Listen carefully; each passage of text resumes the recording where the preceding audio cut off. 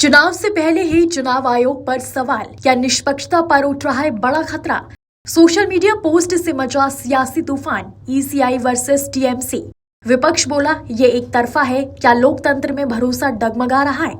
पश्चिम बंगाल, जहां हर चुनाव अपने साथ सिर्फ वोटिंग नहीं बल्कि एक बड़ा राजनीतिक संघर्ष भी लेकर आता है, लेकिन इस बार मामला कुछ अलग है। इस बार बहस किसी नेता, किसी पार्टी या किसी रैली की नहीं, बल्कि उस संस्था की है जिस पर पूरे चुनाव की जिम्मेदारी होती है, भारत निर्वाचन आयोग। और सवाल ये है, क्या चुनाव शुरू होने से पहले ही निष्पक्षता पर सवाल उठ रहे हैं। पश्चिम बंगाल विधानसभा चुनाव 2026 से पहले एक ऐसा विवाद सामने आया है जिसने सियासी माहौल को पूरी तरह गरमा दिया है। भारत निर्वाचन आयोग, जिसे लोकतंत्र का सबसे भरोसेमंद स्तंभ माना जाता है, वहीं अब विपक्ष के निशाने पर है। कारण बना है एक सोशल मीडिया पोस्ट, जिसे लेकर आरोप है कि इसमें सत्ताधारी तृणमूल कांग्रेस को सीधे चेतावनी दी गई और यहीं से शुरू हुआ एक बड़ा राजनीतिक विवाद।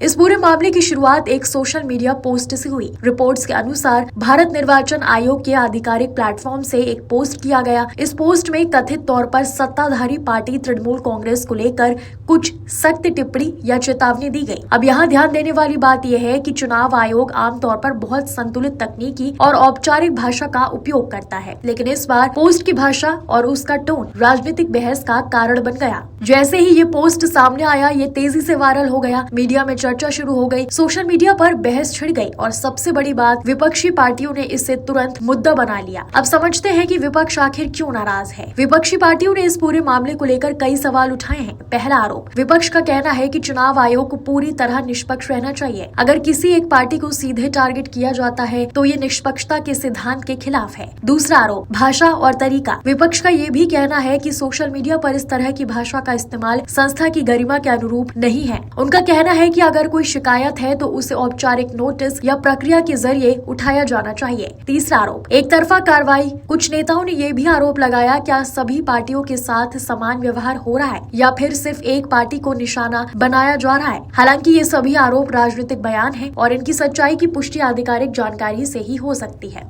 टीएमसी की तरफ से इस मामले पर काफी तीखी प्रतिक्रिया सामने आई है। पार्टी नेताओं ने कहा है कि ये पोस्ट चौंकाने वाला है। उन्होंने ये भी कहा कि ये एक निष्पक्ष संस्था से उम्मीद के खिलाफ है। टीएमसी का कहना है, अगर कोई मुद्दा है तो उसे औपचारिक तरीके से उठाया जाना चाहिए, न कि सोशल मीडिया के जरिए। साथ ही उन्होंने चुनाव आयोग से स्पष्ट जवाब की मांग की है। अब इस पूरे मामले को समझने के लिए चुनाव आयोग की भूमिका को समझना जरूरी है। भारत निर्वाचन आयोग का मुख्य काम है स्वतंत्र और निष्पक्ष चुनाव कराना, सभी पार्टियों के लिए समान नियम सुनिश्चित करना, आचार संहिता का पालन करवाना और जनता का भरोसा बनाए रखना। यही कारण है कि आयोग की हर कार्रवाई, हर बयान बहुत महत्वपूर्ण माना जाता है। अगर किसी भी स्तर पर पक्षपात का आरोप लगता है तो ये एक गंभीर स्थिति बन जाती है। क्या ये सिर्फ एक सोशल मीडिया पोस्ट का मामला है या इसके पीछे कुछ और गहरी बात है। विश्लेषकों का मानना है कि ये मामला सिर्फ एक पोस्ट तक सीमित नहीं है, बल्कि ये भरोसे और पारदर्शिता से जुड़ा हुआ है। अगर चुनाव से पहले ही संस्थाओं पर सवाल उठने लगे तो इसका असर पूरे चुनावी माहौल पर पड़ सकता है। यही वजह है कि ये मुद्दा इतना बड़ा बन गया है।